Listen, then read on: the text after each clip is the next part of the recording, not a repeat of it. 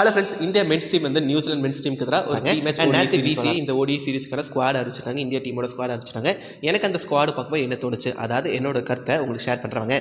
Share பண்ணுறதுக்கு நீங்கள் நம்ம சேனல் சப்ஸ்கிரைப் பண்ணாமல் சப்ஸ்கிரைப் பண்ணி சப்போர்ட் பண்ணுங்கள். அதே மாதிரி வீடியோக்குள்ள ஹைப் பண்ண ஒரு ஆப்ஷன் இருக்குது, ஹைப் பண்ணி விட்டுருங்க. இப்போ வாங்க வீடியோக்குள்ளே போகலாம். ஃபர்ஸ்ட் அந்த ஸ்குவாடை பார்த்தோடனே நான் வருத்தப்பட்ட முதல் விஷயம்னா Ruturaj கெக்வாத், Tilak Verma, David Padikkal and Mohammed Shami இந்த மாதிரி பிளேயர்ஸோட நேம் அந்த ஸ்குவாடில் இல்லை. அதை பார்த்த உடனே ரொம்ப வருத்தப்பட்டேங்க. ருத்ராஜ் கெக்வாத், அதாவது வந்து இந்தியா வந்து சவுத் ஆஃப்ரிக்கா எதிராக ஒரு 3 மேட்ச் ஓடி சீரிஸ் விளாண்டுருப்பாங்க. அதில் வந்து நம்ம ருத்ராஜ் கெக்வாத் வந்து ஒரு செஞ்சுரி அடிச்சிருப்பாரு. ஓகே, இப்போ அந்த செஞ்சுரி அடிச்சிட்டா சொல்லி இந்த சீரிஸை நான் வாய்ப்பு கொடுக்கணும்னு சொல்ல, பிளேயிங் லெவலில் வாய்ப்பு கொடுக்கணும்னு சொல்ல, அட்லீஸ்ட் அவரை ஒரு பேக்கப்பாக கூட நீங்கள் கன்சிடர் பண்ண மாட்டேங்கிங்க. அதை நினச்சி ரொம்ப வருத்தப்படுறேன். பிசிசி அப்படி என்ன அவருக்கு பண்ணிட்டான்னு சொல்லி தெரில. ரொம்ப மோசமாக வந்து ருத்ராஜ் கெக்வாத் வாழ்க்கையை அவங்க பாழாக்குறாங்க தான் சொல்லுவோம். அவர்கிட்ட நல்ல டேலண்ட் இருக்குங்க, பட் அவரை பேக் அவங்க பேக் பண்ண மாட்டேங்காங்க. வெறும் அவர் சிஎஸ்கே பிளேயர்னால வந்து அவருக்கு நான் சப்போர்ட் பண்ண வரல. அவர்கிட்ட அந்த டேலண்ட் இருந்துமே நீங்கள் அவருக்கு சப்போர்ட் பண்ண மாட்டேங்கிங்களே, அதை நினச்சி நான் ரொம்ப வருத்தப்படுறேன். அடுத்து திலக் வர்மா வந்து இவங்க வந்து ஒரு T20 பிளேயராக தான் பார்க்குறாங்க. நான் ஒன்று கேட்குறேன், அதாவது இந்தியா T20 கிரைசிஸான சுச்சுவேஷனில் இருக்கும்போது திலக் வர்மா வந்து பெர்ஃபார்ம் பண்ணி ஜெயிக்க வச்சிருக்காரு. அப்படிப்பட்ட பிளேயர் ஓடிக்கு வந்தால் எப்படி இருக்கும்? ஏங்க, உங்களை T20 வந்து ஒருத்தர் வந்து பெர்ஃபார்ம் பண்ணி இந்தியாவை ஜெயிக்க வச்சு தெரியுது, திலக் வர்மாவுக்கு ஓடியில் ஜெயிக்க வைக்க தெரியாதா? ஜெயிக்க வைக்க தெரியும், நீங்கள் அதுக்கு வாய்ப்பு கொடுங்க, பட் வாய்ப்பு கொடுக்க மாட்டீங்க. ஏன் கொடுக்க மாட்டீங்கன்னு சொல்லி கேட்க தோணுது பிசிசி கிட்ட. அடுத்து முகமது ஷமி பற்றி பேசுகிற அளவுக்கு எனக்கு தகுதி இல்லை. ஏன்னா அந்தளவுக்கு சரியான ஒரு பவுலர். அப்படிப்பட்ட பவுலரை அவங்க பேக் பண்ண மாட்டேங்காங்க, அந்த வாய்ப்பு கொடுக்க மாட்டேங்காங்க. எதுக்குன்னு எனக்கு தெரியல. அடுத்து டேவிட் படிக்கல, அதை நம்ம கம்பீரமாக மார்க்கா தெரியுமா ஒரு ஸ்டேட்மெண்ட் ஒன்று சொன்னாருங்க. ஏன்னா நீங்கள் வந்துட்டு இந்த விஜயசார் ட்ராஃபி, ஸ்மேட்டு, ரஞ்சி ட்ராஃபி இந்த மாதிரி டோர்னமெண்ட்ஸில் பெர்ஃபார்ம் பண்ணால் கண்டிப்பாக அந்த பிளேயர்ஸை வந்து நாங்கள் பேக் பண்ணுவோம் இந்திய டீமில் சொன்னார். சொன்ன வார்த்தையை காப்பாற்றல, பட் அவர் காப்பாற்ற மாட்டேங்கிறார்.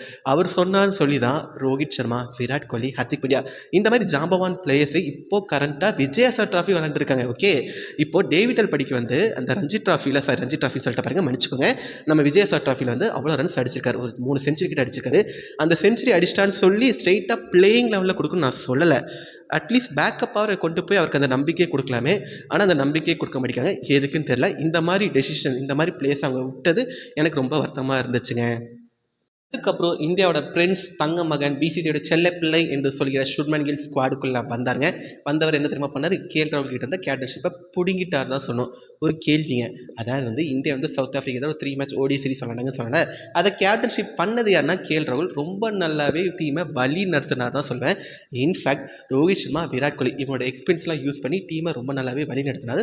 ஒரு நல்ல ஒரு ரேப் ஒன்று கிரியேட் பண்ணார். அண்ட் இன்ஃபேக்ட் அந்த ஓடி சீரிஸ் நம்ம ஜெயிச்சோம். அந்த 3 மேட்ச் ஓடி சீரிஸ் வந்து நம்ம ஜெயிச்சோம். என்ன, ஒரே ஒரு மேட்ச் தான் தோட்டோம், அந்த சீரிஸ் நம்ம தான் ஜெயிச்சோம். ஓகே, இப்போ எனக்கு என்ன கேள்வினா, நீங்கள் சுப்மன் கில் வந்து என்ன கிளிஸ்டார்னு சொல்லி இப்போ அந்த கேப்டன்ஷிப் அவர்கிட்ட கொடுத்தீங்க எனக்கு தெரியல. கொஞ்சம் ஓவராக பேசுகிறேன் எனக்கு தெரியுது, மன்னிப்பு கேட்டேன். பட் அதை பார்த்தோடனே எனக்கு கேட்க தோணுச்சு. அதாவது போன சீரிஸ் அவர் வாய்ப்பு கொடுத்தீங்க ராகுலுக்கு, அந்த வாய்ப்பை ரொம்ப நாளாகவே யூஸ் பண்ணார். ஒரு கேப்டனாக டீமை ரொம்ப நாளாகவே வழி நடத்தினார். ஏன் அடுத்த சீரிஸ் வந்து நீங்கள் கேப்டன்ஷிப் கொடுத்தா எனக்கு வேண்டான்னு சொல்லி ராகுல் சொன்னாரா? அப்படிதான் எனக்கு கேட்க தோணுது. இன்ஃபேக்ட் நீங்கள் வந்து ராகுல் வந்து சுப்மன் கில்லை எந்த வகையிலும் கம்பேரே பண்ண முடியாதுங்க. ஏன்னா நீங்கள் கம்பேர் பண்ணாலும் கூட சுப்மன் கில் வந்து கீழே தான் இருப்பார், ராகுல் மேலே இருப்பார். ஒரு பேட்டராக பார்க்கும்போது நீங்கள் சுப்மன் கில் வந்து ஓப்பனிங்கில் 1 டவுனில் தான் இறக்க முடியும். ஓப்பனிங்கில் நல்ல ரன்ஸ் அடிச்சிருக்காரு, நல்ல ரெக்கார்டு வச்சிருக்காரு. பட் 1 டவுனில் அந்தளவுக்கு ரெக்கார்டு இல்லை. பட் ராகுல் எடுத்துக்கோங்களேன், நீங்கள் ஓப்பனிங்கும் இறக்கி விடலாம், நீங்கள் 1 டவுன்லையும் இறக்கி விடலாம், ஃபினிஷ் பண்ண சொன்னால் ஃபினிஷ் பண்ணுவார். டீமுக்காண்டி என்ன வேணால் பண்ணுவார். ஒரு ஃப்ளோட்டர், டீமுக்காண்டி என்ன வேணால் பண்ணுவார். ஸோ அப்படிப்பட்ட ஒரு பிளேயரை நீங்கள் பேக் பண்ணி கேப்டன்ஷிப் கொடுத்தா தப்பே இல்லை. நீங்கள் வந்து சுப்மன் கில்லை எந்த வகையில் கம்பேர் பண்ணுறீங்கன்னு தெரியல. சுப்மன் கில் எந்த மாதிரி ஒரு செகண்டில் அவர் உயர்ந்துட்டார் எனக்கு தெரியல. அதே மாதிரி எக்ஸ்பீரியன்ஸுமே ராகுல்கிட்ட தான் இருக்குது. அதை வச்சு கூட நீங்கள் ராகுல் கேப்டன்ஷிப் கொடுக்கலாம், ஒரு சப்போர்ட் பண்ணலாம். பட் பண்ண மாட்டோம், அது அனாவசியம். கேட்டால் வந்து நீங்கள் ஏன் கேப்டன்ஷிப் கொடுத்தீங்க நம்ம போய் கேட்டோம்னு வச்சுக்கோங்க, நாங்கள் ஏன் கொடுக்கக்கூடாது, அவர் தான் இந்தியாவோட நெக்ஸ்ட் பிக் திங், செல்ல பிள்ளை, பிரின்ஸ் நீங்களே சொல்லிப்பீங்க. ஏன்டா ஒரு பிளேயர் பெர்ஃபார்ம் பண்ணால் நாங்கள் சொல்லணும் பிரின்ஸு, செல்ல பிள்ளை நீங்களாம் சொல்லக்கூடாது.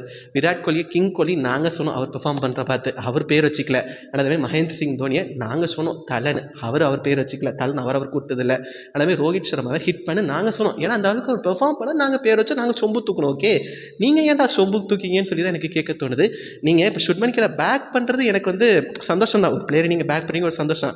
அதே சப்போர்ட் நீங்கள் மற்ற பிளேயர்ஸ்க்கும் கொடுக்கலாமே, அதை மட்டும் ஏன் பாலிடிக்ஸ் பண்ணுறீங்க தான் சொல்லி எனக்கு கேட்க தோணுது. ஆனால் அதை பார்க்கும்போது பிசிசி மேலே ஒரு கோவமாக வருதுங்க. எப்படி இந்தியா டீம் வந்து இந்த பிசிசி வந்து இந்தியா T20 ஸ்குவாட், ஐ மீன் இது ஓடிங்க பாருங்க, இந்த வேர்ல்டு கப் ஸ்குவாடில் வந்து சுப்மன் கில்லை எடுக்கலன்னு எனக்கு தெரியல. அதே ரொம்ப ஆச்சரியமாக இருந்துச்சு. நல்ல வேலை சஞ்சு வந்து பெர்ஃபார்ம் பண்ணாமல் இருந்தால் வைஸ் கேப்டன்ஷிப் அவர் தான் பண்ணியிருப்பார். அண்ட் கொஞ்சம் அடிபட்டுச்சு, அதனால தான் தப்பிச்சாருன்னு எனக்கு சொல்லுவேன். ஏன் ப்ரோ சுப்மன் கில் மேலே எனக்கு அவ்வளோ வன்மம் மட்டும் கேட்டுறாதீங்க. வன்மம் இல்லைங்க.